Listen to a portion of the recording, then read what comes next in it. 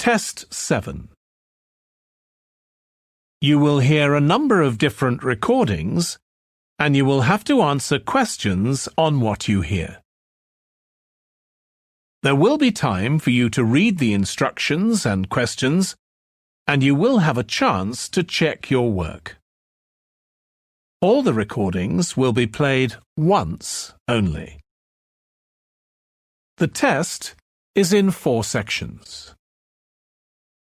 At the end of the test, you will be given 10 minutes to transfer your answers to an answer sheet.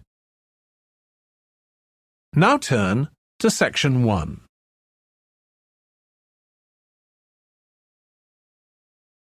Section 1. You will hear a man telephoning a friend to find out about their local public library. First, you have some time to look at questions 1 to 4.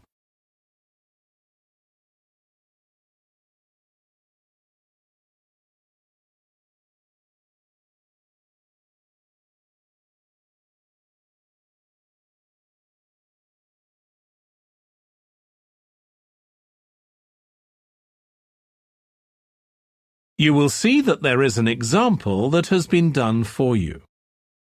On this occasion only, the conversation relating to this will be played first. Hello? Hi, Susie. It's Paul here. How are you? Enjoying your new job? You're working at the library, aren't you? Yes, I started when the library reopened a month ago. It's great. The woman says that the library reopened a month ago. So month has been written in the space. Now we shall begin. You should answer the questions as you listen because you will not hear the recording a second time. Listen carefully and answer questions 1 to 4. Hello? Hi, Susie. It's Paul here. How are you? Enjoying your new job? You're working at the library, aren't you? Yes, I started when the library reopened a month ago. It's great. Actually, Carol and I have been meaning to join for a while. Oh, you should. It doesn't cost anything, and the new library has all sorts of facilities. It's not just a place where you borrow books. For instance, there's an area with comfortable seats where you can sit and read the magazines they have there. Some people spend the whole morning there. Wish I had that amount of time to spend. Yes, you must be pretty busy at present, with the children and everything. We are, yes. But we're hoping to get away this summer. We're thinking of going to Greece. Well, we've got a much larger section of the library devoted to travel books now, so you should come and have a look. I can't remember if there's anything specifically on Greece, but I should think so. OK. Now, Carol's organising a project for the history class she teaches at school. It's about life in the town 100 years ago. Do you have anything that might be useful? Yes. Actually, we've now got a new section with materials on the history of the town and surrounding region. Right. I'll tell her. You can't always find that sort of thing on the internet. Now, in the old library, there used to be a separate room with reference books. It was a really nice, quiet room. Yes, we've put those books in the main part of the library now, but we do have a room called the community room. It can be hired out for meetings, but at other times, people can use it to study. I might use that. It's hard to find anywhere quiet at home sometimes. I can't remember how old your son and daughter are. We've introduced a special section of fiction written specially for teenagers, but they might be a bit young for that. Yes, they would be. Before you hear the rest of the conversation, you have some time to look at questions 5 to 10.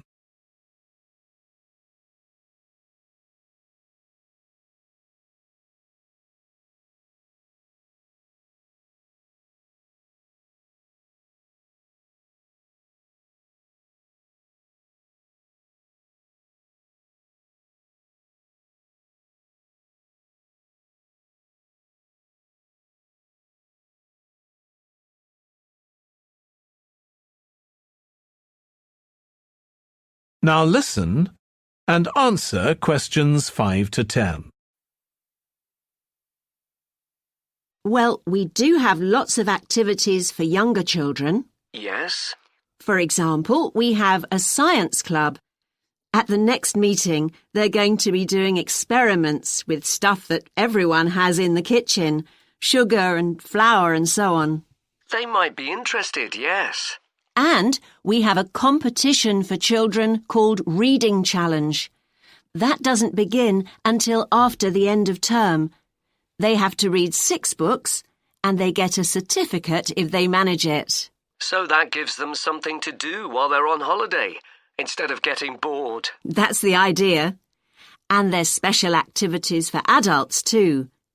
On Friday, we have a local author called Tanya Streep, who's going to be talking about her new novel.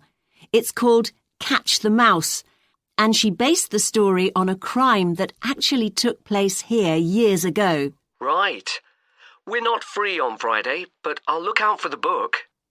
Now, this probably isn't for you, but we do have IT support available for members. We get quite a few older people coming along who are wanting to get up to speed with computer technology. It's on Tuesday mornings. They don't need to make an appointment or anything. They just turn up. Well, my mother might be interested. I'll let her know. OK. And there's another service which you wouldn't expect from a library, which is a free medical checkup. The hospital arranges for someone to come along and measure the level of sugar in your blood, and they check cholesterol levels at the same time. Really? Yes, but that's only for the over 60s, so you wouldn't qualify. OK. Well, I'll tell my mother. She might be interested. What other information? Well, we do have a little shop with things like wall charts and greetings cards, and also stamps, so you can post the cards straight away, which is really useful. Yeah.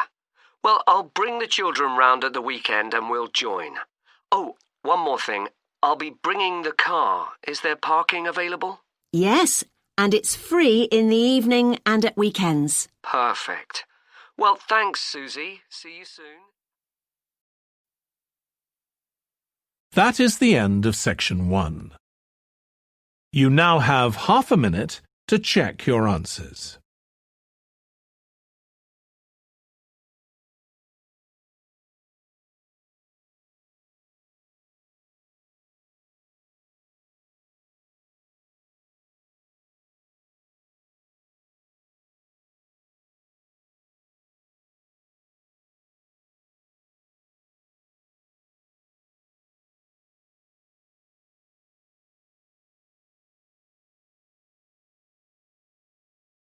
Now turn to section 2.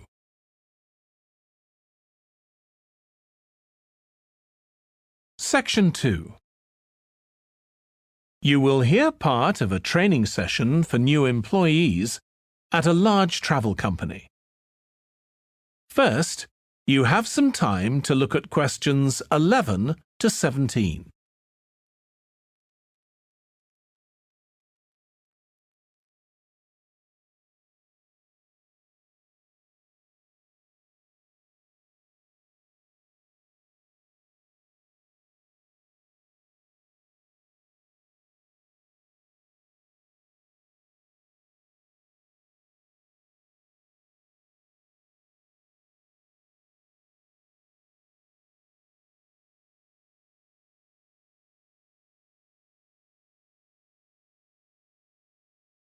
Now listen carefully and answer questions 11 to 17. In this session in your training day, we're going to look at some of the more specialized holidays we offer at BC Travel. Now, the travel business is very competitive, and it's important to be aware of how the market's changing and developing. In terms of age groups, the over 65s are an important market, and one that's increasing steadily year on year. The fewest holidays are taken by the 31 to 42-year-olds, and that figure shows no sign of rising. The biggest market at present is still the youngest group, the 16 to 30s, but this group's also seen the biggest drop over the last few years, whereas there's a noticeable growth in the number of holidays taken by the 55 to 64-year-olds. As far as the 43 to 54-year-olds are concerned, bookings there are steady, but I have to say we haven't seen the increase we expected.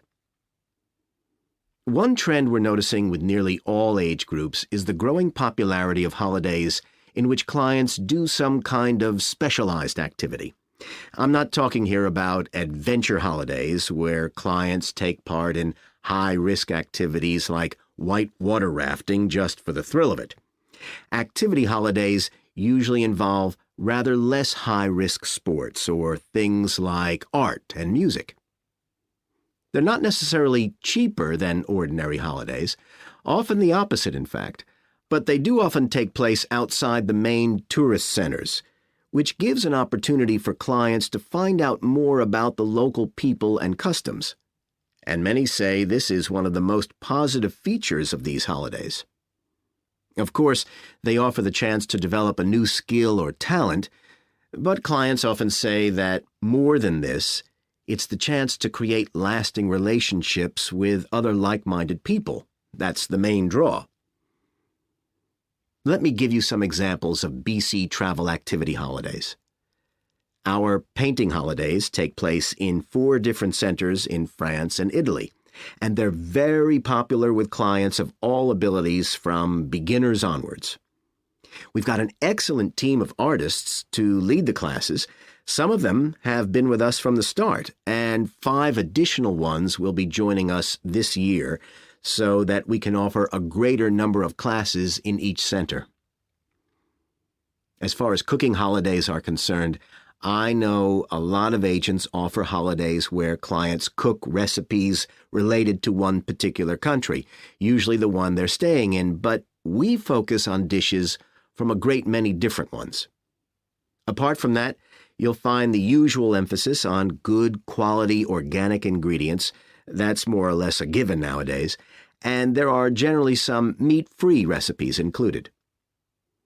Our photography holidays take place in a wide range of countries from Iceland to Vietnam, and clients have the opportunity to see some stunning scenery.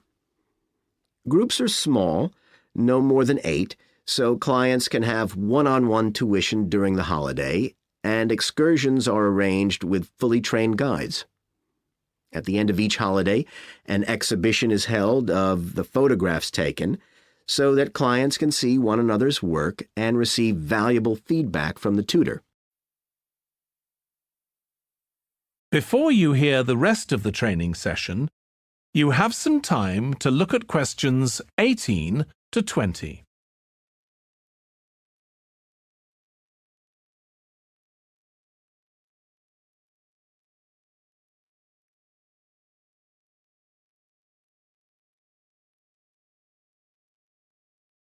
Now listen and answer questions 18 to 20. Finally, let me tell you about our fitness holidays. In Ireland and Italy, we run one-week general fitness classes for all ages and levels of fitness. Clients start the course with a consultation with a trainer, and together they draw up an individual program. As well as improving general fitness, clients find that they end up losing much of the stress they've built up in their daily lives.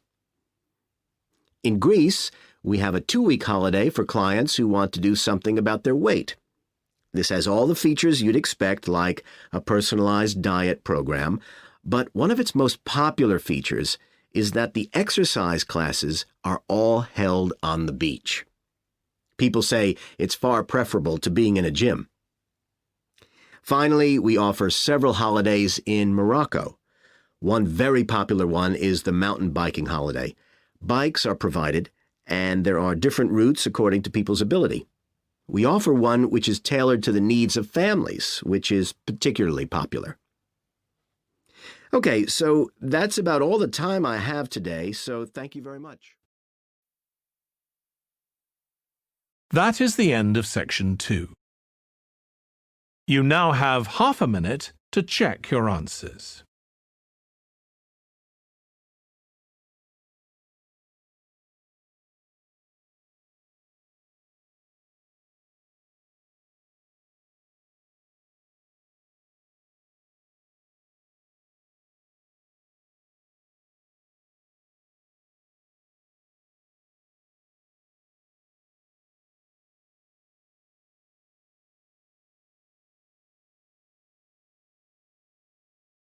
Now turn to Section 3.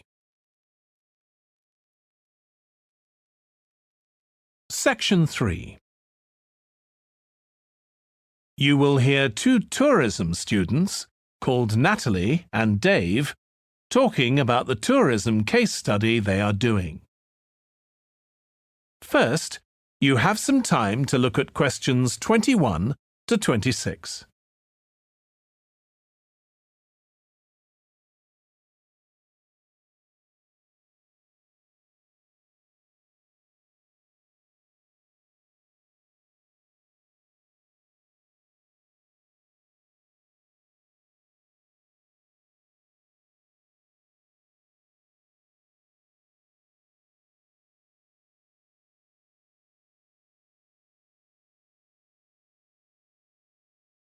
Now listen carefully and answer questions 21 to 26. Dave, I'm worried about our case study. I've done a bit of reading, but I'm not sure what's involved in actually writing a case study. I missed the lecture where Dr. Baker talked us through it. OK, well, it's quite straightforward. We've got our focus. That's tourism at the Horton Castle site. And you said you'd done some reading about it? Yes, I found some articles and made notes of the main points. Did you remember to keep a record of where you got the information from? Sure, I know what a pain it is when you forget that. OK, so we can compare what we've read. Then we have to decide on a particular problem or need at our site. And then think about who we're going to interview to get more information. OK, so who'd that be? The people who work there? And presumably some of the tourists too? Yes, both those groups.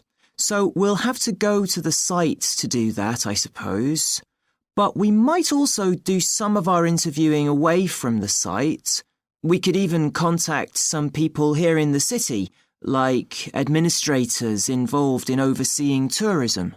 OK, so we'll need to think about our interview questions and fix times and places for the meetings. It's all going to take a lot of time. And if we can, we should ask our interviewees if they can bring along some numerical data that we can add to support our findings. And photographs? I think we have plenty of those already. But Dr. Baker also said we have to establish with our interviewees whether we can identify them in our case study or whether they want to be anonymous. Oh, I wouldn't have thought of that. OK, once we've got all this information, I suppose we have to analyse it. Yes, put it all together and choose what's relevant to the problem we're focusing on, and analyse that carefully to find out if we can identify any trends or regularities there. That's the main thing at this stage, rather than concentrating on details or lots of facts. OK, and then once we've analysed that, what next? Well, then we need to think about what we do with the data we've selected to make it as clear as possible to our readers. Things like graphs or tables or charts. Right. Then the case study itself is mostly quite standard.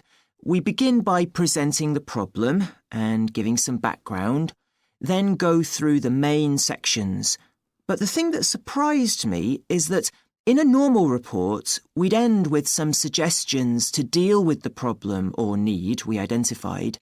But in a case study, we end up with a question or a series of questions to our readers, and they decide what ought to be done. Oh, I hadn't realised that.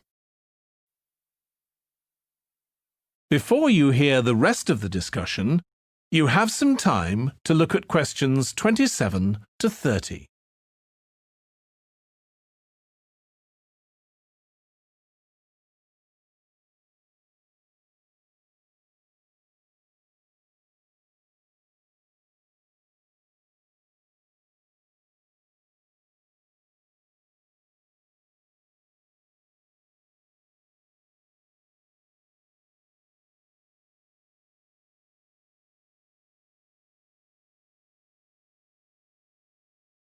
Now listen and answer questions 27 to 30. So, basically, the problem we're addressing in our case study of the Horton Castle site is why so few tourists are visiting it. And we'll find out more from our interviews, but I did find one report on the internet that suggested that one reason might be because, as far as transport goes, access is difficult. I read that too, but that report was actually written 10 years ago when the road there was really bad, but that's been improved now. And I think there's plenty of fascinating stuff there for a really good day out, but you'd never realise it from the castle website. Maybe that's the problem. Yes, it's really dry and boring. I read somewhere a suggestion that what the castle needs is a visitor centre. So we could have a look for some information about that on the internet. What would we need to know? Well, who'd use it for a start? It'd be good to know what categories the visitors fell into too, like school parties or retired people.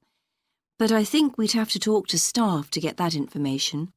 OK, and as we're thinking of suggesting a visitor centre, we'd also have to look at potential problems. I mean, obviously it wouldn't be cheap to set up. No, but it could be a really good investment. And as it's on a historical site, it'd need to get special planning permission, I expect. That might be hard. Right, especially as the only possible place for it would be at the entrance, and that's right in front of the castle. But it could be a good thing for the town of Horton. At present, it's a bit of a ghost town. Once they've left school and got any skills or qualifications, the young people all get out as fast as they can to get jobs in the city, and the only people left are children and those who've retired. Right. Something else we could investigate would be the potential damage that tourists might cause to the castle site. I mean, their environmental impact. At present, the tourists can just wander around wherever they want. But if numbers increase, there might have to be some restrictions, like sticking to marked ways. And there'd need to be guides and wardens around to make sure these are enforced. Yes, we could look at that too. OK, well, we certainly managed... That is the end of section 3. You now have half a minute to check your answers.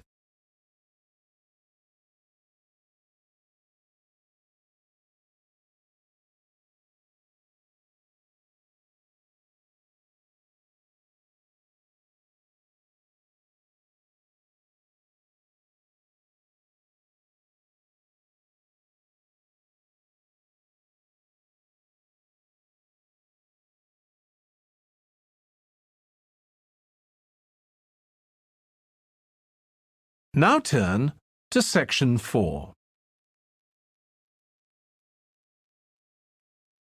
Section 4. You will hear a lecturer on an environmental studies course discussing how birds are affected by environmental change. First, you have some time to look at questions 31 to 40.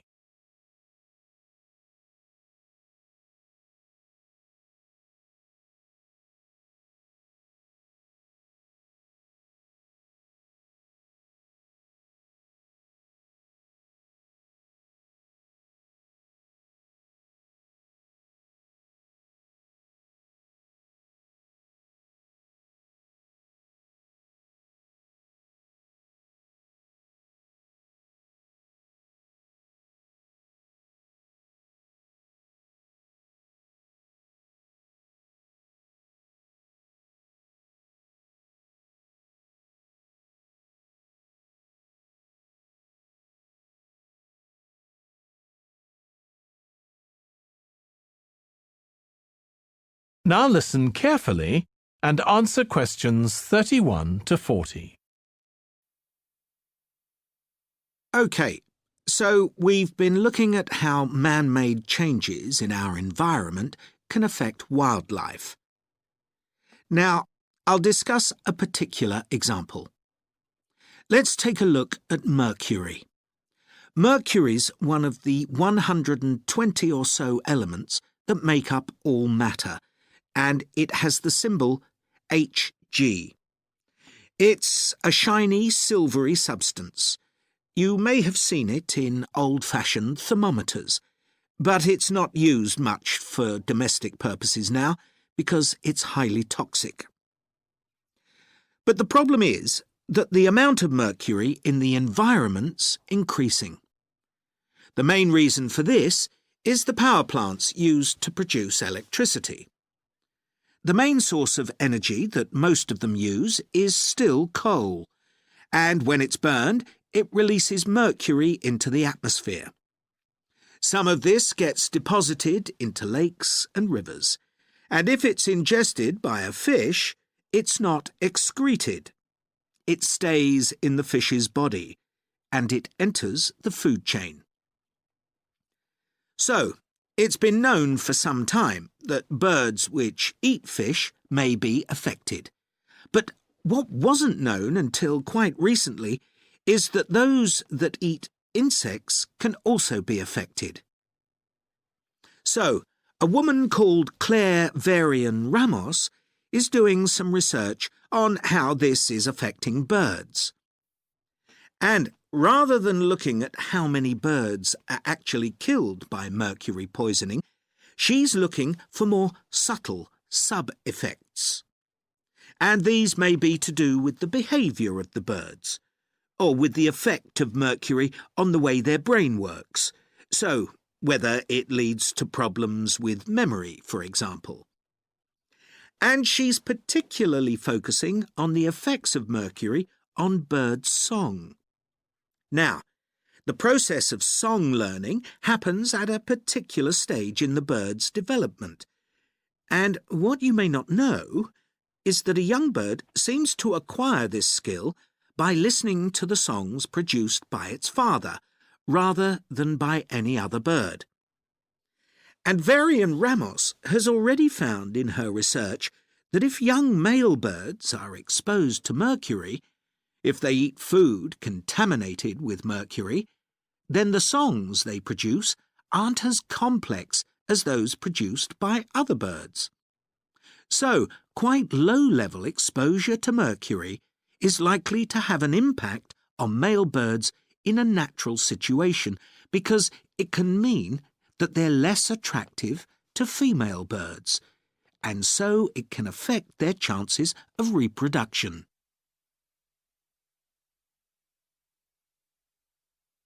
Now, the way she's carrying out this research is worth thinking about. She's using a mixture of studies, using birds kept in laboratories and studies carried out outdoors in the wild. The lab-based studies have the advantage that you don't get all the variables you would in a natural setting. So, the experimenter has a much higher level of control, and that means they can be more confident about their results in some ways. And of course, they don't have to worry about going out and finding the birds in order to observe them. So, what are the implications here for humans? Well, because many birds are migratory, they may be transporting mercury far from contaminated sites. For example, it's been found that ducks who'd been feeding at a contaminated site were later shot by hunters over 1,000 kilometres away and presumably eaten. But these birds likely had mercury levels high enough to warrant concern for human consumption. In addition, going back to song learning by birds, we saw that this may be affected by mercury contamination. Well, we also know that in humans, mercury causes developmental delays in the acquisition of language, And in fact, this process is very similar in the brain regions it involves, and even the genes that are involved. But mercury contamination has other important implications for humans as well. It's now known that an unborn child can be affected if the food eaten by its mother contains high levels of mercury, and these effects can be quite substantial. In the end, it comes down to whether more value is placed on human economic well-being or environmental well-being. It's true there are new regulations for mercury emissions from power plants, but these will need billions of dollars to implement and increase costs for everyone. Some argue that's too much to pay to protect wildlife. But as we've seen, the issues go beyond that, and I think it's an issue we need to consider very carefully. That is the end of section 4. You now have half a minute to check your answers.